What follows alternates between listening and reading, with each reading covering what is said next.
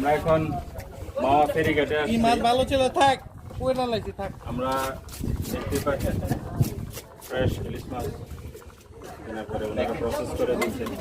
আমরা কিছু করবো, আমাদের সবাই মিলে আমরা খাওয়া দাওয়া করবো।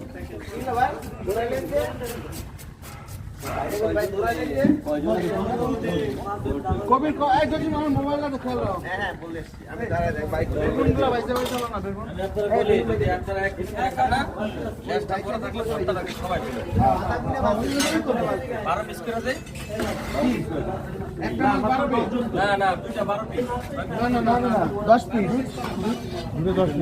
পিস করবো হ্যাঁ 2 পিস তাহলে মজা লাগবে না 20 পিস করলে আবার 20 পিস করে ছোট পিস দেবো না আরে ভাই আপনি বলো দে তাই তো ওই জন্য তো মোটা করে করবেন। ভাই ও ভাই ভাই এই 12 পিস না ভর্তা করে ওইটাই বেস্ট হবে।